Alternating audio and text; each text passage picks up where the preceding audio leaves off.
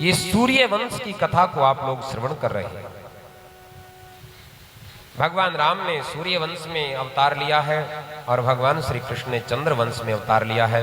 नवम स्कंद में सूर्य वंश की कथा है और सूर्य वंश में प्रभु राम अवतरित हुए हैं। राम जी का पावन चरित्र भी सुखदेव जी महाराज सुनाते हैं। राम कृष्ण दो एक हैं, राम कृष्ण दो एक हैं, अंतर नहीं निमेष, एक के नयन गंभीर हैं, एक के चपल विशेष। राम कृष्ण अलग नहीं है, एक ही सत्ता है। राम सहज है, सरल है। राम को पहले समझना होगा तब कृष्ण चरित्र समझा जाता है। पहले राम जी का चरित्र आता है। नवम स्कंद में पहले राम जी का चरित्र आता है। यानी कि भाव इसका क्या है, बहुत सारे भाव संतों ने निकाले हैं। जीवन में सहजता को लेकर के आए, सरलता को लेकर के आए, राम जी के चरणों में हमारी प्रीति हो।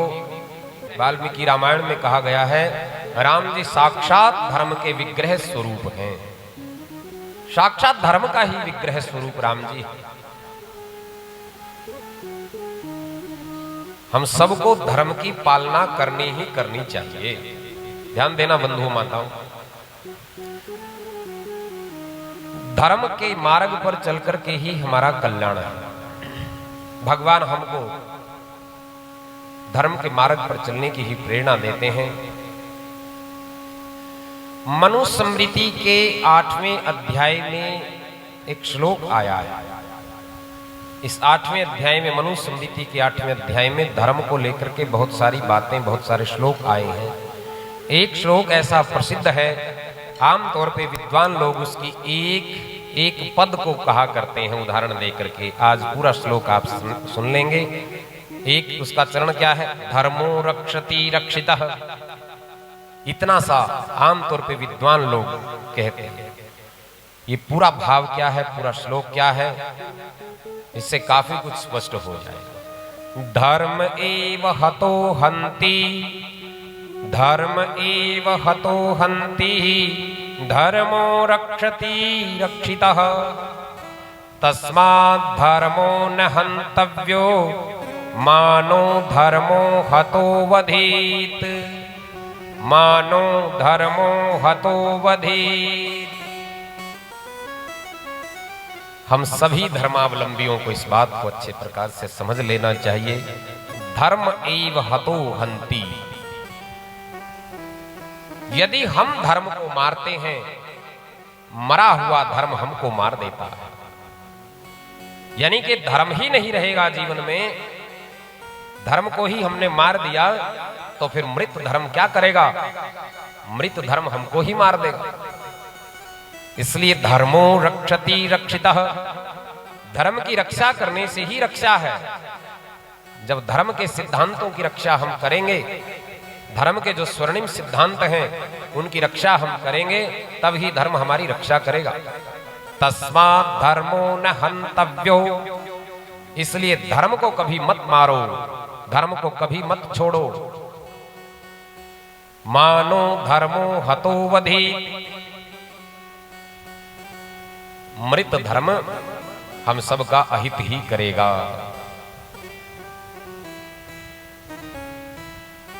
तो मनुस्मृति का ये भाव हम सबकी समझ में आना चाहिए। श्रेष्ठ गुणों को जीवन में धारण करना, श्रेष्ठता को जीवन में धारण करना, और धर्म के जो जो सूत्र हैं, जो जो बातें धर्म की हैं, धर्म के मार्ग पर चलने की जो जो बातें हैं, वो सब हमारे जीवन में होनी चाहिए।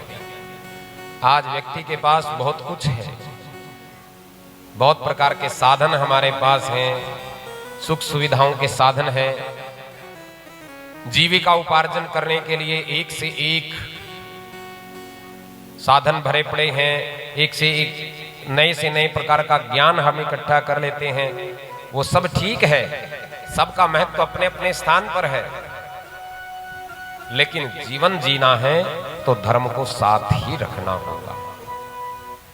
बोली सच्चिदानंद भगवान की, बोली राजा रामचंद्र भगवान की जय। तो रामो धर्मो विग्रह, राम धर्म का ही विग्रह स्वरूप है। राम जी के पावन चरित्र का दर्शन कराया है। राम कथा में विशेष रूप से 9 दिन तक राम जी के अनेक चरित्रों का श्रवण हम लोग करते हैं। भागवत कथा में सभी अवतारों का विशेष रूप से भगवान श्री कृष्ण की दिव्य लीलाओं का वर्णन है। बात एक ही है, अंतर कुछ नहीं है। तस्यापि भगवनानीश साक्षात् ब्रह्ममयो हरिः अंशाशीन चतुर्थागतम पुत्रत्वं प्रार्थितः सुरहि। राजा दशरथ ने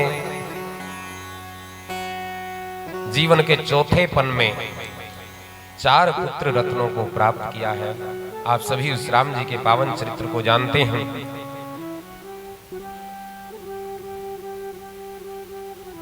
अयोध्या में आनंद छाया। चारों पुत्रों ने जब जन्म लिया है अयोध्या में, तो आनंद, साक्षात आनंद ही अवध में आ गया। साक्षात आनंद आ गया अवध में। चारों पुत्र बड़े होने लगे। विश्वामित्र जी राम जी को लेने के लिए आए हैं। असुरन समूह सतावहि मोहि, मैं आयऊं जाचन नृपतो ही। हे राजन, असुरों का समूह मुझे बड़ा सता रहा है। हमारे यज्ञ कार्यों में बाधा बन जाते हैं, बहुत प्रकार की रुकावट पैदा कर रहे हैं, यानी कि धर्म के काज में रुकावट वो डालते थे। तो हे राजन, मैं आपसे कुछ मांगने के लिए आया। राजा दशरथ कहने लगे कि मुनिवर, मैं धन्य हूं, बड़भागी हूं, हम तो आपके चरणों के दास हैं। बोलिए, आपके साथ मैं अयोध्या की सारी सेना कर दूं। आप कहो तो सारा का सारा जो वित्त है, जो धन है अवध का, सारा का सारा कोष आपके नाम कर दूं, आप उसका उपयोग करो महाराज। विश्वामित्र जी कहने लगे कि नहीं नहीं राजन, एक परम धन आपके पास है। ध्यान देना बंधु, परम धन आपके पास है। एक ऐसा खजाना आपके पास है, एक ऐसी संपत्ति आपके पास है जो असुरों का तो विनाश कर ही कर देगी, साथ के साथ उसके दर्शन लाभ से हम सारे ऋषि मुनि धन्य हो जाएंगे, हमारी साधना सफल हो जाएगी। ऐसी दिव्य संपत्ति आपके पास। मैं आपके पुत्र को की याचना करने के लिए आया। जब राजा दशरथ ने यह सुना कि मैं राम जी को लेने आया हूं, राम और लखन यानी कि चारों भाइयों को विश्वामित्र जी के चरणों में ही लिटाया था। पहले तो प्रणाम करने के लिए, प्रणाम करके वो चले गए थे। और जब राजा दशरथ को ये पता चला कि राम जी को लेने आए हैं,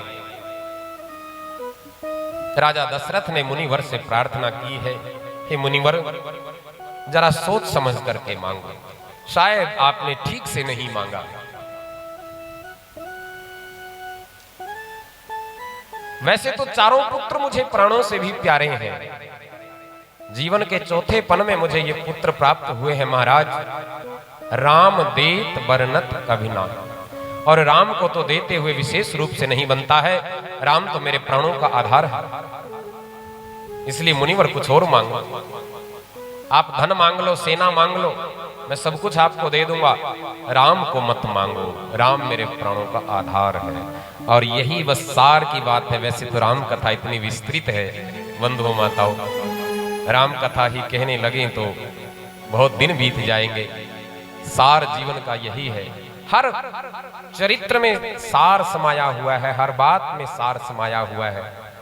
दशरथ जी ने जब ये कहा कि राम तो मेरे प्राणों का आधार है, राम हम सबके प्राणों के आधार हैं, सबके प्राणों के आधार राम जी हैं। आइए भाव से मानस जी की 2-4 चौपाइयों का गान कर लेते हैं और भाव से बस उन्हीं में ही पूरी राम कथा को मान करके हम आगे बढ़ेंगे। मंगल भवन अमंगल हारी, मंगल भवन अमंगल हारी, मंगल भवन अमंगल हारी। प्रभु सदशरथ, प्रभु सदशरथ अजर बिहारी, मंगल भवन अमंगल हारी, मंगल भवन अमंगल हारी। भाव से गाइए सभी।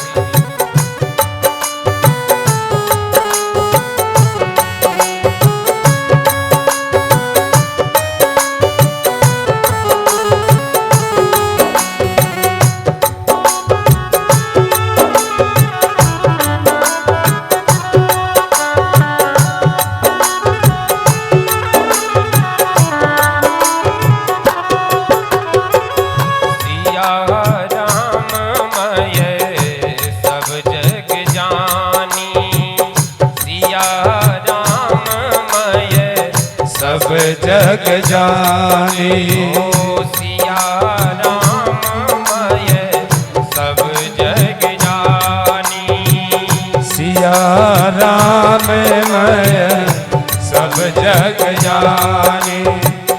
करहूँ प्रणाम, करहूँ प्रणाम सूर्य सुख पानी, मंगल भवन अमंगल हारी, मंगल भवन अमंगल हारी।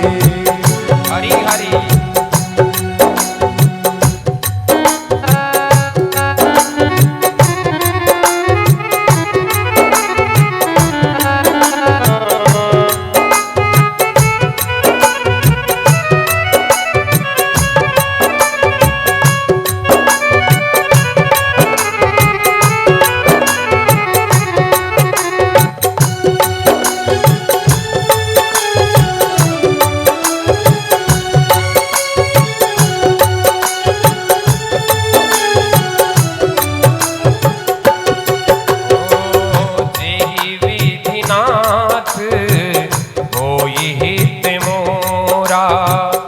एहि विधिनाथ होई हित मोरा, जेहि विधिनाथ होई हित मोरा, एहि विधिनाथ होई हित मोरा। करहूँ सबेगी, करहूँ सबेगी दास में तोरा, मंगल भवन अमंगल हारी, मंगल भवन मंगल हारी।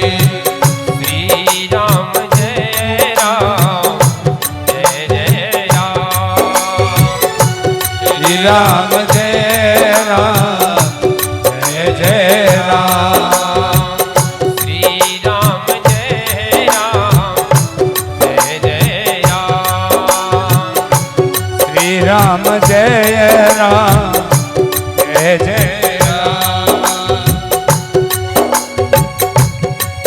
हरि हरि।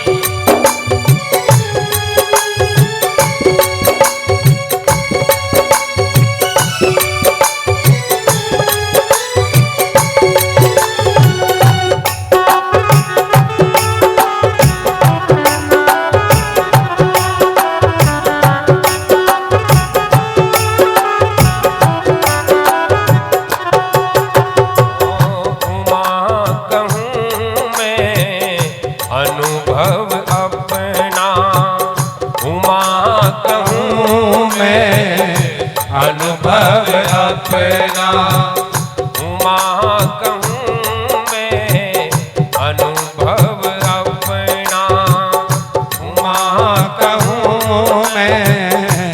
अनुभव अपना। सत्य हरि भजन, सत्य हरि भजन, जगत सब सपना। उमंग कहूँ मैं अनुभव अपना, उमा कहूँ मैं अनुभव अपना। सत्य हरि भजन, सत्य हरि भजन, जगत सब सपना। श्री राम जय राम, जय जय राम। श्री राम जय राम, जय जय राम। श्री राम जय राम, जय जय राम। श्री राम जय राम, जय जय राम। श्री राम जय राम, जय जय राम। श्री राम जय राम, जय जय राम। श्री राम जय राम, जय जय राम। श्री राम जय राम, जय जय राम। बोलो श्री राम जय राम, जय जय राम। श्री राम जय राम, जय जय राम। श्री राम जय राम, जय जय राम। श्री राम जय राम, जय जय राम। श्री राम जय राम, जय जय राम। श्री राम जय राम, जय जय राम। श्री राम जय राम, जय जय राम। बोली राजा रामचंद्र भगवान भगवान की जय। तो विश्वामित्र जी के ले जाने पर वन में गए हैं, असुरों का संहार किया, अहिल्या का उद्धार किया, मिथिलापुरी में पहुंचे हैं। राजा जनक के यहां गए, धनुष भंग किया, जानकी जी के साथ विवाह हुआ, मंगल गान सबने गाए हैं। दशरथ जी के चारों पुत्रों का विवाह वहीं मिथिलापुरी में हुआ और दोनों परिवारों के मध्य ऐसा मधुर संबंध बना है, मानस में वर्णन आया है। महीनों तक बारात वहां ठहरी। प्रेम से कहो श्री राम, श्री राम। आजकल तो बारात एक दिन के लिए भी घर नहीं जाती, बाहर ही शादियां होने लग गई। होती है ना, घर का तो दर्शन ही नहीं करवाते। दोनों पक्ष बाहर ही कहीं इकट्ठे हो जाते हैं और थोड़ी देर के लिए बस आए गए, नाच लिए, डीजे पर नाच गाना हो गया, भोजन किया और चल दिए। इसीलिए क्या हो रहा है समाज में, जो रिश्तों में जो मधुरता होनी चाहिए, प्रेम प्यार जो बढ़ना चाहिए, उसमें कमी आ रही है। व्यक्ति एकाकी जीवन जीता जा रहा है। पहले कई कई दिनों तक मिलते थे, जुलते थे, बातचीत होती थी, प्रेम प्यार बढ़ता था, संबंध बढ़ते थे, आत्मीयता बढ़ती थी। व्यक्ति अकेला हो गया और इस अकेले व्यक्ति का ही साथी है, वो क्या है? मोबाइल। मोबाइल देव सबके हाथ में है, बस वही सबका एकमात्र साथी है, नहीं तो व्यक्ति एकाकी होता जा रहा है। तो दोनों परिवारों में बड़ा मधुर संबंध हुआ। अयोध्या में आए हैं राम जी, जानकी जी को संग लेकर के।